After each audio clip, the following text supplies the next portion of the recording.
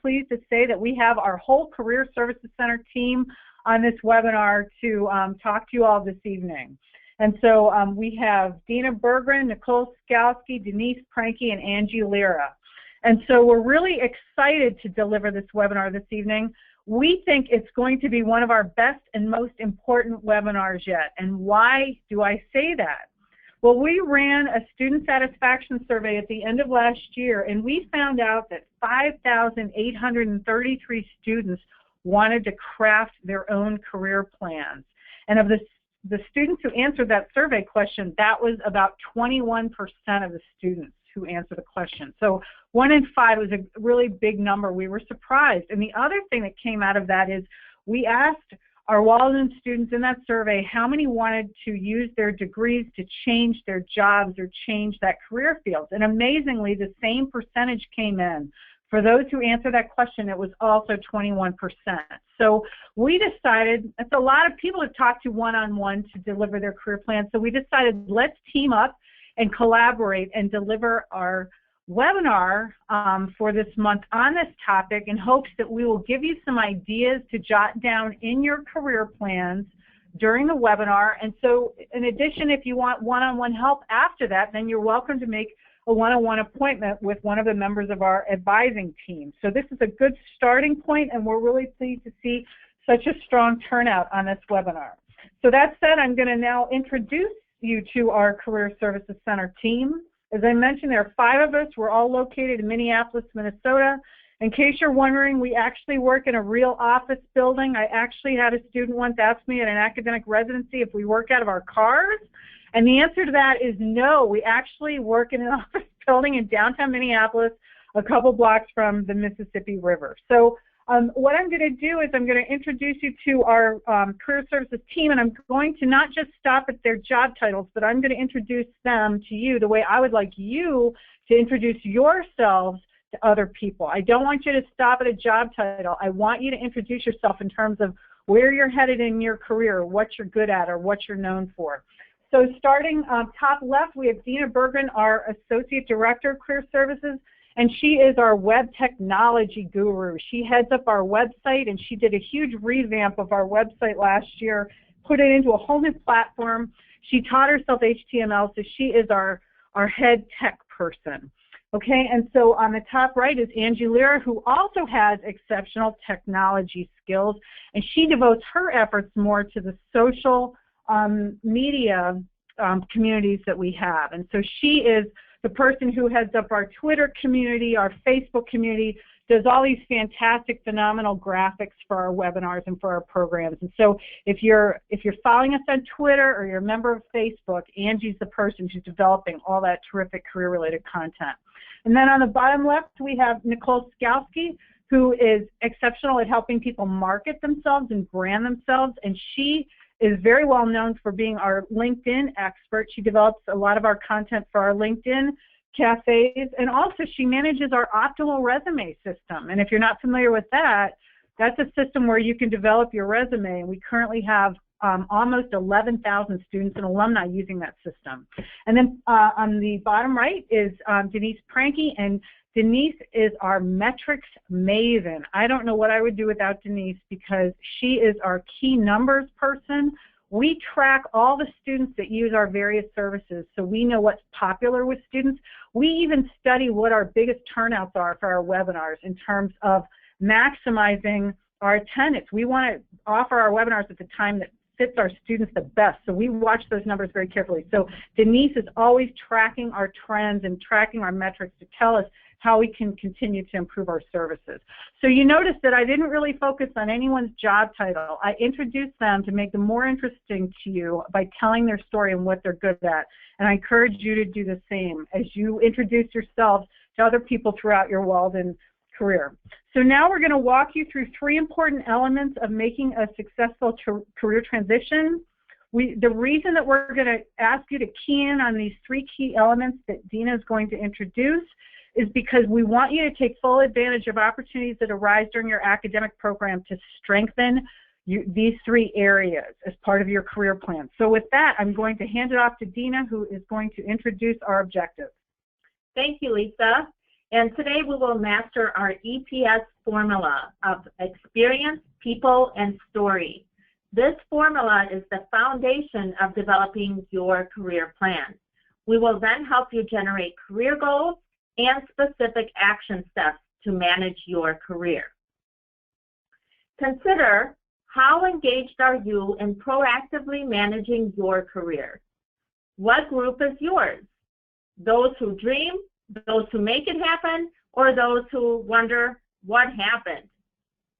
We believe that all of you are in the Make It Happen group, since you're pursuing your degree at Walden and attending this webinar. By crafting a solid career plan, you can take steps to achieve your goals and turn your dreams into reality. Stephen Covey, author of the book 7 Habits of Highly Effective People, advised to always begin with the end in mind. To reflect on your end goal, ask yourself these questions. What prompted you to pursue your degree in the first place? What is your goal for your degree? Is it advancement in your current field, career transition into a new field, entrepreneurship, higher ed teaching, or maybe even consulting? Where do you shine? Are you tech savvy, a great public speaker, an effective project manager? In other words, what are you the go-to person for? What do you enjoy doing most? What are your interests at work and outside of work? What are your values? For instance, are you seeking to support Walden's social change mission? What difference do you make in your local community at work or in your professional community? And finally, take time to visualize yourself in your future career. Who will you interact with? What environments do you thrive in? And in what ways can you pursue your passions? After taking time to assess your interests, skills, and strengths, you are now ready to start planning your evolving career. Featured here is our career plan model, experience, people, and story. We adapted this model from Erminia Ibarra's book, Working Identity. As reflected in this diagram, managing your career involves gaining experience, meeting new people, and communicating your career story to others. Before we share our strategies for building your EPS, let's get some input from you. What area will you focus on as your top priority? Is it experience, people, or story? Go ahead and type in your responses in the questions box. And Nicole, will you share those responses with us? Sure. I have Elaine says experience, Janelle says experience, Allison says my story, Hyacinth, story, people. We have the whole gamut. Some people say people and story. Excellent. So we have all of those, and some are saying a combination of all three. So you all are in the right place. Some people are wanting a little bit more explanation. So Howard, don't worry, because we'll be providing lots of examples of experience, people, and story. Thank you, Dina. Great. Thank you, everyone, for your feedback. And now Angie will lead us into our next topic.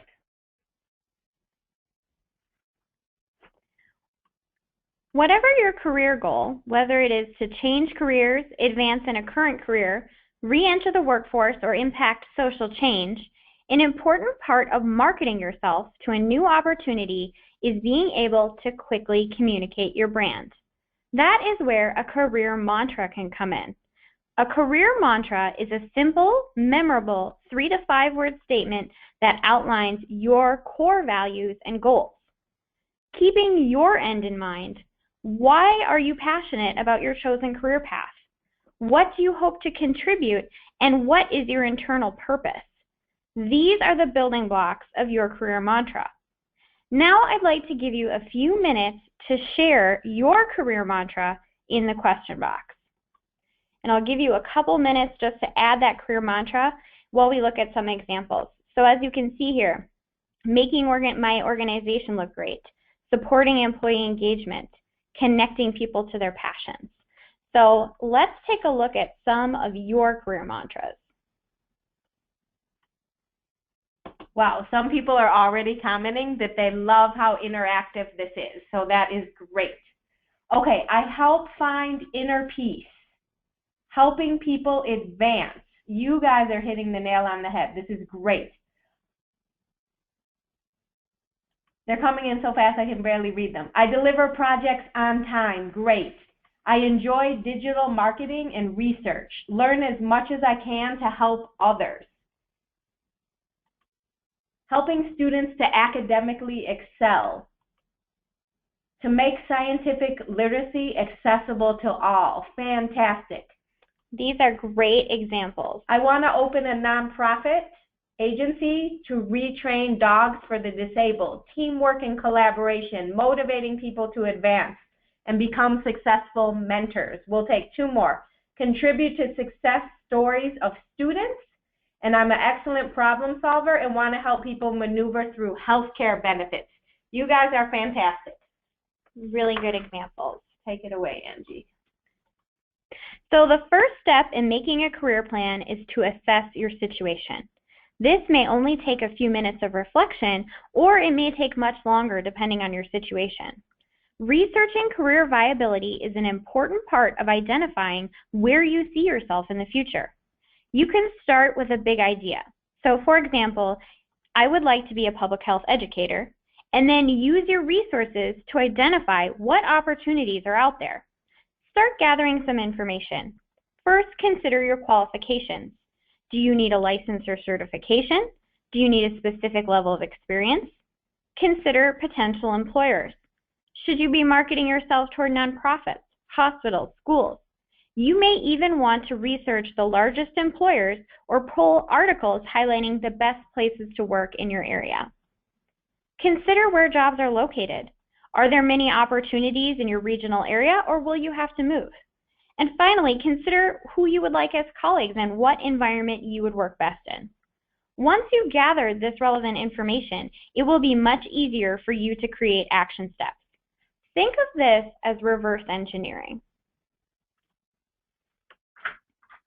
Where can you find this information? One great place to start your research is online. You can search available opportunities on general job search sites like Indeed.com, Simply Hired, or ZipRecruiter, or you can focus on sites specific to your field like higheredjobs.com or Dice.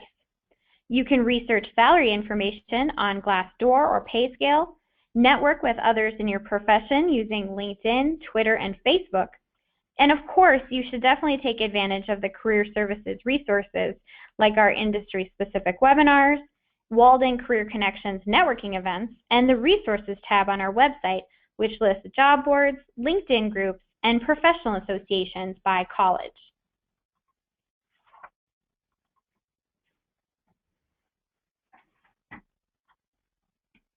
Now that you have a clear idea of what employers are looking for, identify what it is that you have to offer. Employers are looking for a balance of relevant experience and education. So think about making a list of the key skills and knowledge that you are bringing to your targeted position.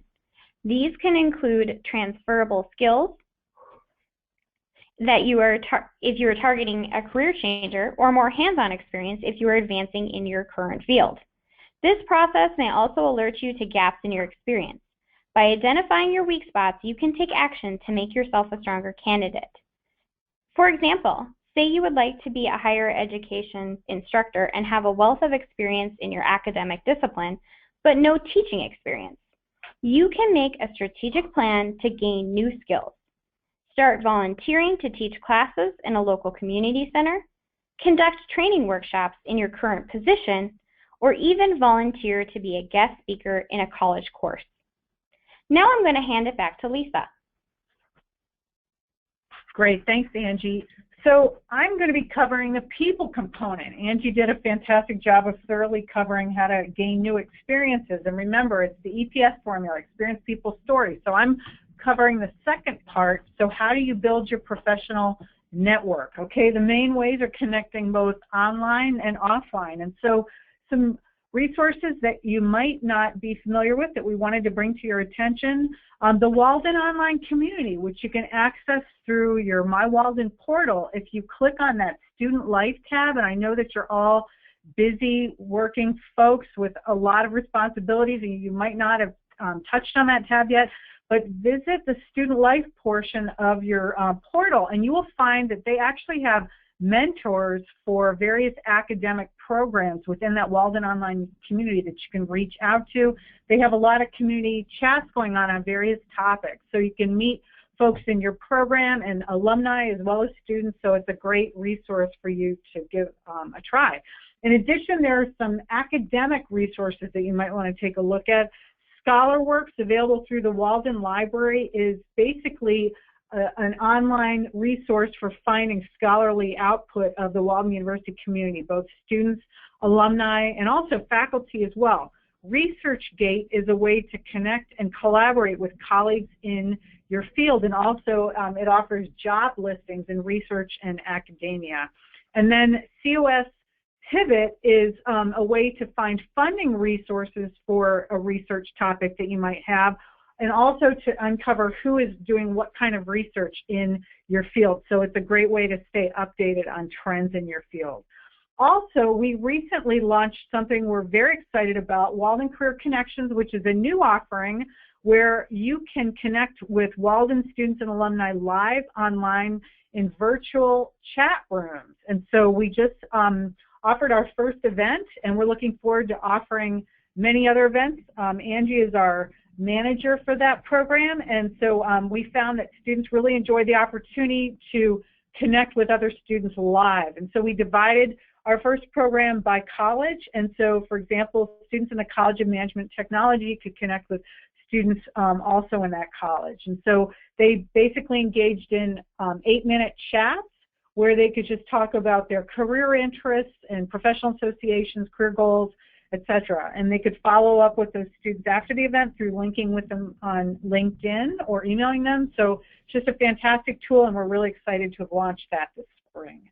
Also, you can join various LinkedIn groups. We have a Walden University Career Services Center LinkedIn group, which is approaching 4,000 members.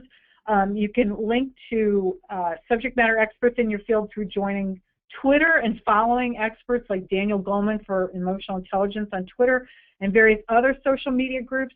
Also, in your Blackboard classroom, remember that you've got the class cafes where you can connect with students. And also, your faculty members will also often offer another platform for you to raise questions about topics of interest in your online classroom, so you can connect with other students that way. So I know you all enjoyed the interactivity, so I'm going to throw this out there. What other way do you connect with people online besides the ones I've mentioned? So let's see if we get some new ideas from our audience. So go ahead and type that in the questions box. Facebook, Skype, local organizations. There's a Walden University Facebook group, definitely. It's a very large community. Google+, LinkedIn, Facebook. Facebook is really huge, yes. Blogs, great. Some students are actually creating their own blogs regarding their academic progress.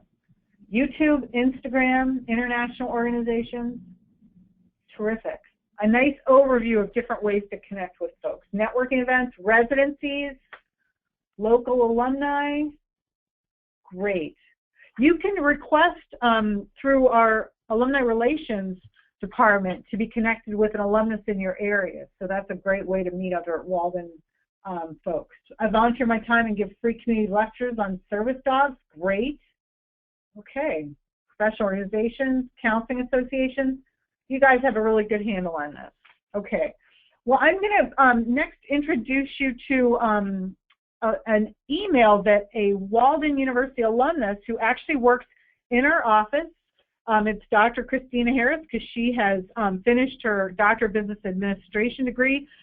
She shared with me that she reached out to someone who had written an academic journal article that she found very interesting, And it ended up that this person was a key connection for her, and the person happened to live in Bulgaria, and Christina lives here in Minneapolis. So I thought that was an amazing connection. It was very clever for her to reach out to this author of this journal article because she noticed the author's email address at the bottom of the journal article. So I thought this was very out-of-the-box thinking. I wanted to share it. So you can see she writes, Dear Ms. Yordanova, I'm a doctoral student at Walden University in the United States. My doctoral research is focused on micro-enterprise development in Bulgaria, and I'm planning a visit to Sofia, Bulgaria in September. I find your research studies enlightening and helpful in my research, and I welcome the opportunity to speak with you about my research. I look forward to hearing from you and possibly meeting you, Christine Harris. What happened is this author, Ms. Yordanova, replied to Christina and definitely wanted to meet with her. Christina met with her in person, over in Bulgaria, and actually Ms. Yordanova ended up introducing Christina to micro-enterprise entrepreneurs in Bulgaria that ended up being instrumental in her doctoral study. And as a result of that connection, Christina ended up doing a poster session in Bulgaria about her research. So it was just an invaluable connection, and one I wanted to share with you because I think it was very innovative and creative the way she approached this. So next slide, please. And now I'm going to talk a bit about connecting offline. And a lot of these were mentioned already because you guys are fast and furiously typing in the questions box ways that you're connected. But as you mentioned, residencies, professional associations, networking events, volunteering. You can join a nonprofit board. You can join Toastmasters, which is the international organization known for helping people with their public speaking skills. That's a great way to connect with other professionals and solidify your public speaking skills as well. And then finally, meetups, which is a way to socialize with folks in an informal setting over a common interest or a hobby. So for example, if you go to meetup.com, you can create an account and you can join a book club in your area or a group to go hiking or biking or meet for dinner. So there are all types of meetup groups. There are also professional networking meetup groups as well. And so you might want to check out meetups in your area because you just never know where that next invaluable connection is going to be located. So we highly recommend that you devote your efforts both online and offline. And so once you connect with folks, how do you stay connected? Especially since we're a virtual university, how do you connect with class colleagues in other locations? So some ideas we have: Google Hangouts, Skype, phone. Are there any other examples that you have of ways that you connect with folks in your classes? Okay, email, yes, great. WhatsApp, that's interesting because I attended the Anaheim residency and I was introduced to WhatsApp there by a group of students that wanted to stay in touch post-residency. And so that's interesting. That seems to be catching on. Telephone, Facebook, right? You could friend a classmate on Facebook. Some professors have Facebook communities at Walden too. Okay, so my best friend and I enrolled together after we graduated from Full Sail. We met in person for the first time at residency. That's great. Twitter, great way to stay connected, following folks on Twitter and commenting. We had a recruiter actually who located a prime candidate for a job from Twitter because she had posted a job and the person was posting about their long commute, and they connected through Twitter that way. LinkedIn.com, excellent. LinkedIn is so handy. It's like an online Rolodex, and you get those automatic updates of people in your network. So it's very handy that way. Great, thank you so much. And so with that, I am going to hand it off to Denise now, who is going to talk about telling your career story. Thanks, Lisa. So far we've looked at strategies to gain new experience and connect with new people. Now we're going to look at strategies to communicate your career story. People rarely remember a series of facts or a general list of skills, but they do remember stories. To develop your stories, examine your values, passions, skills, education, including major academic projects and research interests, paid and volunteer experience, as some of you mentioned, and your professional network and any other professional experience that you've had. Think about your accomplishments and achievements in all of these areas. And again, why are you pursuing your degree? As you reflect on these areas and questions, look for common threads or themes and how you've evolved. And next, here are some possible themes to consider.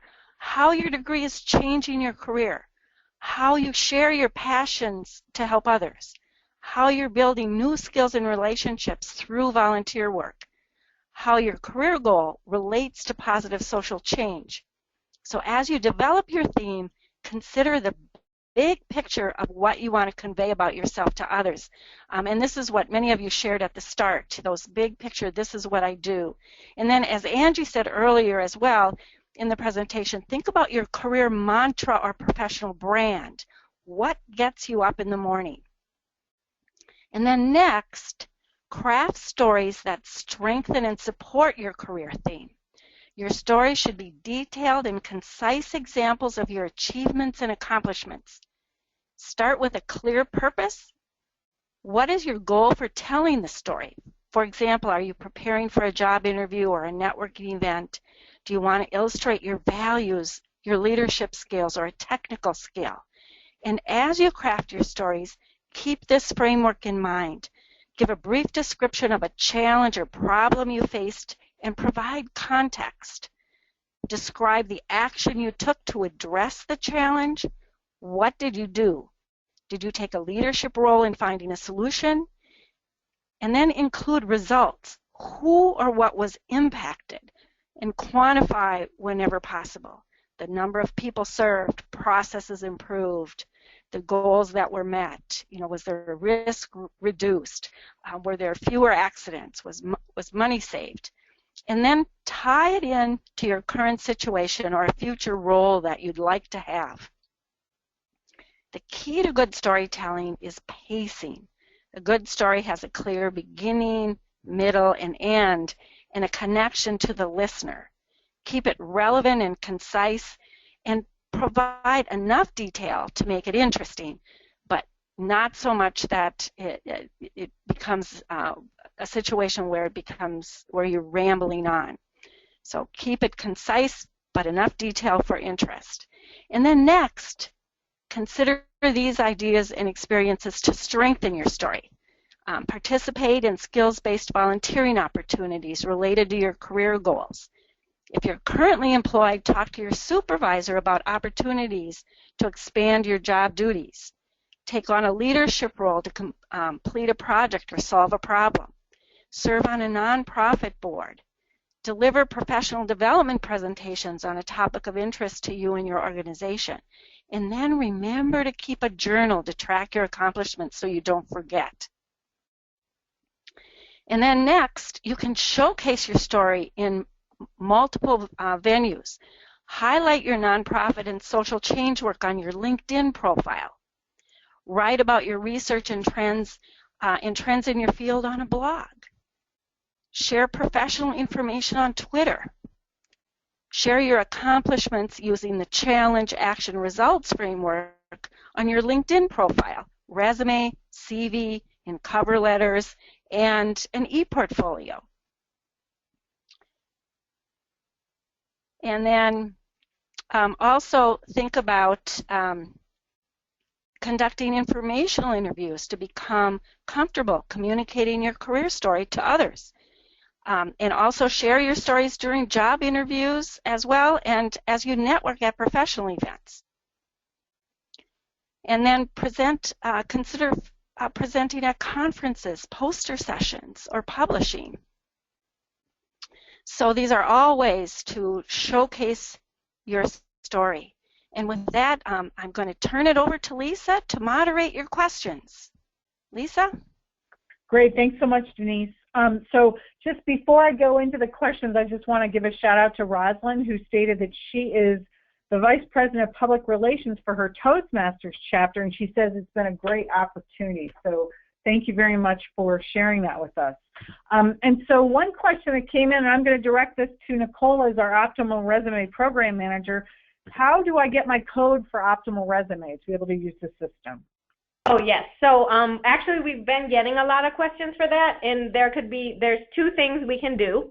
One, you can email me at optimalresume@waldenu.edu, and because I'll need your name and email address, and then I can go in and get the code for you and send it to you. And the other thing is many times the codes are going into your spam folder, so you can check that. Great. Thank you. And I'm going to just throw this out to anyone who wants to take it on. It's a tough question. So with regards to LinkedIn, how do we keep our identity safe when we're putting out our pictures and our resume information? I can start it. If anybody wants to chime in, feel free. But you can limit your settings in LinkedIn so that only people who are connected to you can see certain information.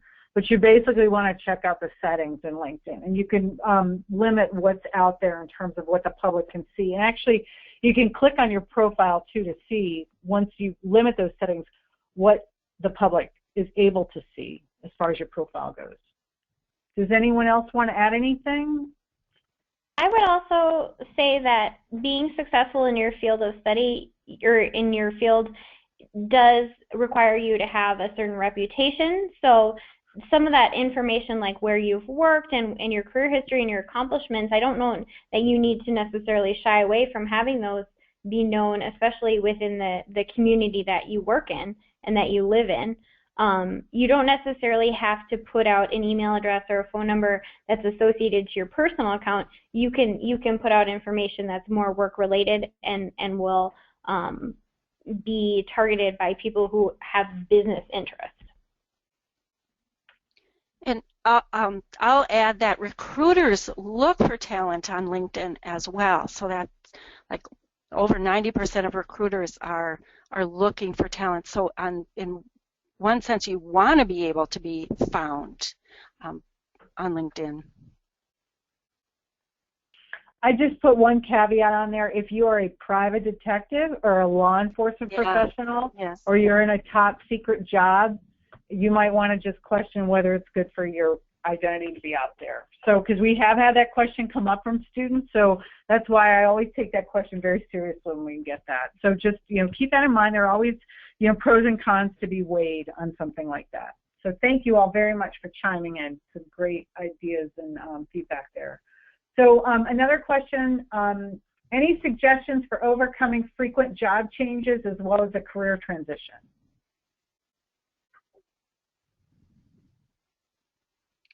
I can jump in on that one. Okay. To overcome that a strategy would be to start looking for relevant volunteer work as soon as possible, and make it a skills-based volunteer work. So you're going to be meeting people in your field, you're going to be gaining experiences to talk about, you can be able to add to your story and have content to put on your resume, your LinkedIn profile, and examples to talk about in an interview situation. Volunteering is an excellent way to help you make that transition, but you want it to be something that's going to be relevant to your career goals. And then keep track of what you've done in that volunteer position. And sometimes volunteer positions will lead to paid employment. We've seen it happen many times in career services. And if you're thinking, well, I don't have enough time to volunteer, look at your schedule and say, well, maybe I could do 1 hour every Saturday. It doesn't have to be a lot of time, but if you do it often over a long period of time, you're going to gain that experience and you're going to get to know people. Thanks, Denise. And another student asked, what if volunteering is not an option? And then another student answered the question right after that. This other student said, I'm a military spouse, and when I moved to a new area, I joined professional networks in my field. So if you can't volunteer, you might want to join your professional association, and maybe there's a volunteer opportunity to be had there, where you just have to, help call people to recruit them to be conference speakers. So there are other ways to gain experience, outside of volunteering in the way we typically think about volunteering. There are also virtual volunteer experiences too. Yes, virtual volunteering is a great way to gain experience. I've worked with a student who built a life skills training guide through virtual volunteering, and that led to opportunities for her. Great. Okay, the questions are really flying in here. Okay, I just want to answer an easy one. So will this webinar recording be available? Yes, it will be archived within a week after tonight's live presentation with the slides. So thanks for that question. Okay, so does the federal government look at LinkedIn? Anyone want to field that? The recruiters, I would assume that they probably do. And so, because they say there was a statistic recently, 94% of recruiters are using social media to check out candidates. So, and actually we have someone in our LinkedIn group for career services, Bill Brantley, who is working at OPM, and he's a LinkedIn member and a huge user, as a matter of fact, of LinkedIn. And so the thing is, LinkedIn is a professional networking site. So just because you're on there doesn't necessarily mean you're looking for a job. And so if your concern is, will my employer think I'm looking for a job if I'm on LinkedIn, you can just say, no, actually, I'm trying to stay updated on trends in my field. I've joined LinkedIn groups. I just want to get to know other professionals. Dina, did you have something to add? Yes, and the federal government also has govloop.com, which is an online forum for networking with government employees. So that would be a great way to network as well. Dina, this one's for you. I've gotten 3 questions regarding virtual volunteering. Can you tell us what type of opportunities are out there for virtual volunteering, and where do you find them? Sure. So there are websites out there such as volunteermatch.org, or Service Leader is another one. And if you visit their sites, they have areas for local volunteering. But in the criteria, if you indicate you're looking for virtual volunteering, there will be opportunities that pop up for you. So if you are in a rural community or just simply don't have time to volunteer, this is a great option. And there is a wide variety of projects that you can work on through virtual environments and contribute to nonprofit organizations. So it's a great way to build skills and experience, and also to learn about those organizations.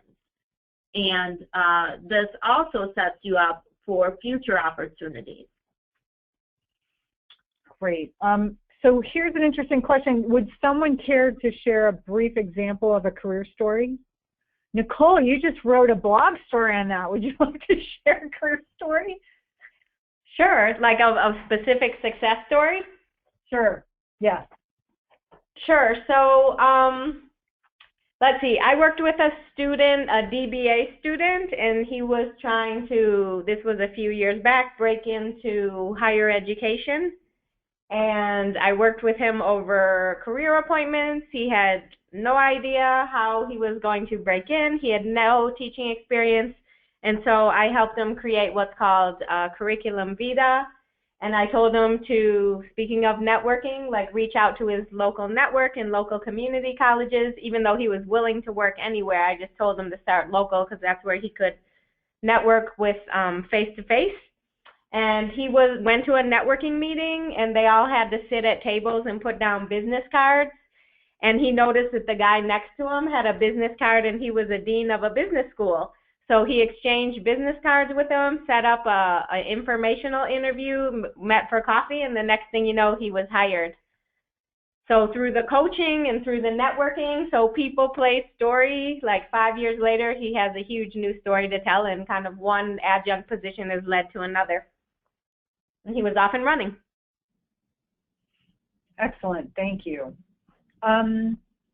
Okay, so coming back to the privacy issue for a moment, I got a further explanation on the question about LinkedIn profiles. So the question is whether your resume might be plagiarized. I mean, that is a risk. I think, but a lot of people are running that risk by having their resume information on LinkedIn. But that's a personal choice that you'll make whether to have that out there or not. But yes, that is definitely a risk that you would take. So, so another question: Are LinkedIn webinar sessions ongoing or archived? They are all archived on our Career Services Center website at careercenter.walden.edu under archived webinars. As this one will be once it's archived in a few days. I'm trying to transition to a full-time higher ed instructor position from corporate America. I don't think my resume is written to highlight my experience. Would a mentor or the resume tool help, or both? Angie, do you want to take that? Absolutely. So I think both a mentor and the optional resume service would help. The optional resume service is a great place to get started looking at formats. You can choose resume samples that are specific to your field. So a lot of times the descriptions give great suggestions of different skill sets that you may have that you might not have considered. And I would start with that optimal resume tool first. Put your document in, do some customization, and then maybe do an informational meeting with a mentor and really get their feedback, because each industry is different depending on your regional location and the environment. And so to be able to get that information straight from the horse's mouth of someone who's currently in the industry is really invaluable. So maybe even doing a few of those informational interviews would be a great place to start tailoring that document. Thank you. I just want to share a really nice story that a student, because the question was, share a career story. So Sandy shares with us, I volunteered at a nonprofit, and after 1 week I was offered a paid position. I had the chance to create and implement a 24/7 crisis center and run that crisis center in an upper management position for 10 years. Boy, Sandy, if you want to contact us, we'd love to write your story up for our blog, because we collect success stories like that. So reach out to us if you'd like to share that with other students on our blog. Let's see. Okay, so another story. I come from a family that owns a funeral home where I perform a variety of tasks. My grandfather asked me to set up a grief support group. Now I am obtaining a master's in counseling. That's a fantastic career story right there, because it shows where your passion comes for counseling. So that's terrific. Denise, I'm going to pose this question to you. Would a curriculum vitae be better for someone re-entering the workforce? Probably, it would depend on in what capacity you plan to re-enter. So if you're in a doctoral program and you're working on your doctoral program to teach in higher education, then you're going to want a curriculum vitae. If that's not your circumstance and it's something else, then a resume is going to serve you probably the best, and 2 pages at the most. And I'll also add, you can make a one-on-one appointment with a career services advisor if you've been out of the workforce for a while or you're transitioning and you really want that one-on-one help to look at some strategies to make that transition. Terrific, Denise. You led right into the next question I was going to ask. Can you describe the one-on-one advising services? Because a couple students have asked about that. So what kind of help do we provide with resumes and other topics? What we do is you can schedule the appointment from your My Walden portal academics tab in the schedule an appointment feature. The appointments are about 45 minutes long, and the schedule's in Eastern time, and the career services advisor will call you and discuss with you topics. Definitely go over a resume, a curriculum vitae, a cover letter, so you can upload the document, and then we'll discuss it. So we don't make any changes to it, but we provide a lot of feedback, and it's really helpful. Students are really grateful after the appointment because we can help them see things that maybe they didn't see, and especially talking about accomplishments and achievements.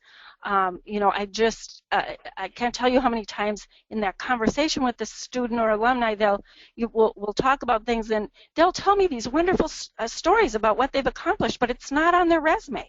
It's not on their LinkedIn profile at all. And it's like, the light bulb goes off and they think, oh, wow, yes, I have to include that. So, and we also will do LinkedIn profile reviews, interviewing prep, networking strategies, job search strategies, career options. Sometimes someone, they're very interested in their degree topic, but they're not exactly sure what is that path, what should I be doing next?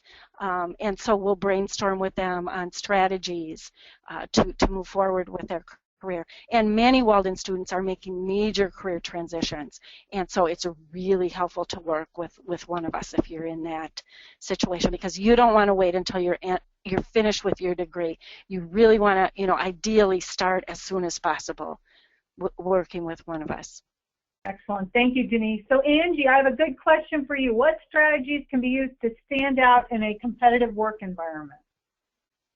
I would say the number one thing that you can do to stand out would be really to highlight not necessarily your job descriptions in your resume, but to highlight your accomplishments. And you can carry that across your resume, your cover letter, your LinkedIn profile, and even when you're doing one-on-one networking meetings with others, is really try to identify what are your greatest strengths and what have been your greatest accomplishments. And by highlighting those, when you communicate to others, you're going to stand out in a busy market. Also, networking cannot be overstated. The majority of jobs occur because of referrals. So that is very important. If you're what I call hiding while seeking, just kind of hiding behind the computer and applying online, it can be a very frustrating road. So make sure that you're integrating network into your career plan. Excellent, thank you. And Dina, I'm going to give you this one. I want to be an educational consultant. Are there mentors Walden can connect me to? There was a webinar that used to be offered for anyone who wanted to be an educational consultant. Will that be offered again? Mm-hmm. Excellent question. So as far as the webinar, if you visit the Career Services Center homepage and click on Archived Webinars, we have a whole section called Doctoral Webinar Series. And within that section, we have webinars on consulting, higher ed teaching, and other topics. And we have a great webinar called Building Your Academic Reputation in Higher Ed, which talks about educational consulting, higher ed teaching as well. So we have many resources on our website, and also you're able to connect with other educational consultants. You can use the advanced search function on LinkedIn, for instance, and connect. And also LinkedIn has university pages where you can connect with alumni at Walden, and also in maybe if you attended other universities as your alma mater, you can connect as well. So as Lisa mentioned earlier, online Walden communities, the Walden LinkedIn group, and also, of course, join the Career Services Center LinkedIn group, which is our group for networking. Great. And another question on networking. Nicole, I'm going to give you this one, please. I'm scheduled to present at a Tech Ed conference this spring. Is there anything I need to know about networking for that conference? Oh, yes. I would definitely recommend a lot of things. One, maybe prepare some business cards to have ready to give out when you go, and maybe like either a brief bio or have copies of your resume in case anyone asks. Also, maybe do some research in advance to see who the other speakers are and kind of reach out to them. You can do that, go ahead and do that on LinkedIn in advance. And then you kind of maybe set some goals, just like we're doing a career plan today, maybe set some goals. Because I know myself, like I'll probably try to overextend myself, where you can set like 2 or 3 goals. Okay, when I go to this conference, I'm going to do X, Y, and Z, and maybe scope out the people on LinkedIn in advance to find out more about them, so then when you meet with them, you're better prepared. Excellent, thank you. And so just a couple comments from students I want to share with the group. I love when you all volunteer things that have worked for you. Sandy said her suggestion regarding privacy is to use a post office box instead of a physical address if you're concerned about privacy issues. So that's a great suggestion. And also, we have a comment, my career story was in networking. I didn't enjoy my previous job, but I really enjoyed playing basketball. And through conversations after the games, I got to meet a retail manager, and now I am a retail supervisor as a result of making that connection. So that's terrific. And then one last question. Dina, will the PowerPoint slides be available with the webinar? Absolutely. We always archive our webinars, and the recordings are available within 1 week of live delivery. So if you check next week, there will be a recording available on our website. So if you visit the Career Center website, click on Archived Webinars, it will be available there. And I also want to comment that we have over 80 archived webinar topics available. So everything from job search to resume and CV writing, social media networking, special interest topics, and many, many others. So if you haven't visited the Career Center website, definitely do so and check out the archived webinars. So this is a question we haven't gotten before, and I'm going to answer it. I think it's fascinating that we got this. Okay, so when the associate dean of your program wants to connect with you on LinkedIn, is it okay to do so? I would say resounding yes. I would say that that's kind of an honor that your associate dean of your program wants to connect with you on LinkedIn. So that would be a valuable lifelong connection. I would definitely take advantage of that. So on that note, I think we're ready to wrap up. So thank you all so much for your fantastic questions. I don't think we've ever had that many questions in a single webinar. And thank you so much to the Career Services Center team for sharing your expertise in answering those questions. So Nicole, I'm going to hand it to you to wrap it up. Okie dokie. So thank you again, as Lisa said, for all your wonderful questions and comments. But before we wrap up, we have a couple of Walden students who need your help. So Sean will be completing his Bachelor of Science in Information Technology in the next 6 to 8 months. Now, he has 3 years of experience working in inventory control, and based on some of the strategies we've provided today for the EPS model, how can Sean build his experience and qualifications to land an entry-level position by the time he graduates? So we'd love to hear. You guys have done a fantastic job asking questions, commenting. Okay, great. They're already coming in. You guys are experts. He can start volunteering for sure. He can volunteer to upgrade the inventory system using technology. That is a 5-star recommendation for sure. Volunteering in the field of interest. Okay, great. Something that I would add would be maybe join a professional association, and someone just wrote that in. Howard, join a professional organization in your field. Connect with mentors. Excellent. You guys are phenomenal. And then we have another student, Lori, who needs your tips as well. Lori is pursuing her MPH at Walden. She's been a stay-at-home mom, and she's been out of the workforce for 5 years. But she does have customer service experience 3 years before that. So while she does not have recent work experience, she does have significant volunteer experience with her local Red Cross. So how can Lori position herself for a full-time job in her field? Again, if you guys could give your tips.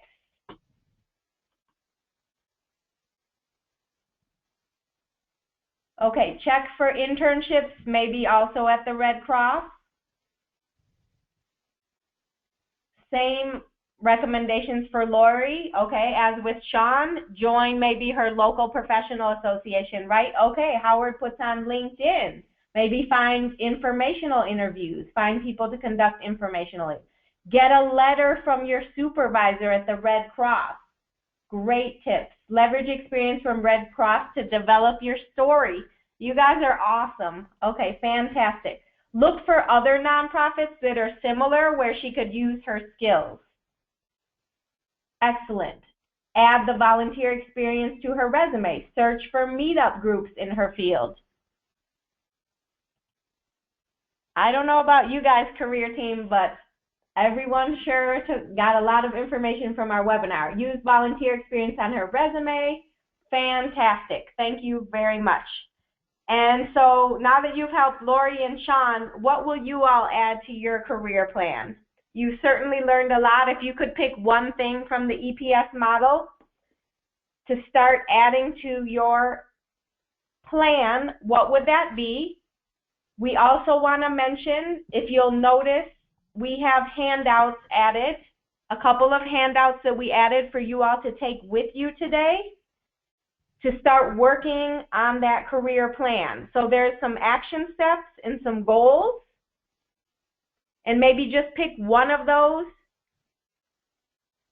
And what would be one thing, if you all could type that in, one thing after today that you are going to add as an action step. Okay, so Allison says, I'm going to connect with education consultants.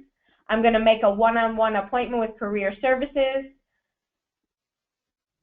Connect with people on LinkedIn and join a professional educational group. Tell my story. Start working on my story. Connect with career services. That's fantastic. Develop my network starting on LinkedIn. Connect and network with people in my field. Fantastic. Connect with my mentor again. Okay, maybe re-emerge that relationship. Updating my LinkedIn profile to include more experience. Make a follow-up appointment with career services. Participate in community resources. Watch the doctoral webinar series. Fantastic. Bring an idea to life. Upgrade my skills and start connecting with people in my field. Fantastic. And attend networking events in my area. So just so you all can see, here's what kind of a little screenshot of the handout. So you notice there's a career plan. There's a table for you to fill out. It has the goals on it. You can start filling in the action steps. Many of you all mentioned right now your action steps for meeting people in your field and gaining experience. There's also a sample EPS model where we want you to think outside the box. As Lisa was saying when she introduced the team at the beginning, really think about introducing yourself and your career mantra, your professional mantra outside of your job title. And this EPS model will give you ideas on your multiple roles, both inside the professional workplace and outside, such as your passions.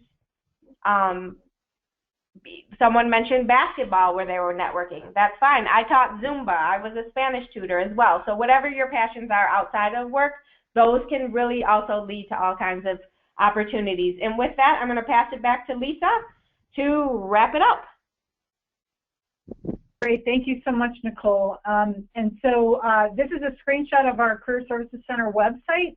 And as I said before, we work in an office building, so we made sure that we put that on our website's homepage so you all remember that we do not work out of our cars. So a lot of you asked about scheduling an appointment. You can see the top left blue button, schedule an appointment. And so all the resources that we offer, all the webinars, all the skills cafes, all the career services overviews, the tutorials, the key to the Career Services Kingdom is our website. So that's why we just wanted to show you what it looks like, careercenter.waldenu.edu.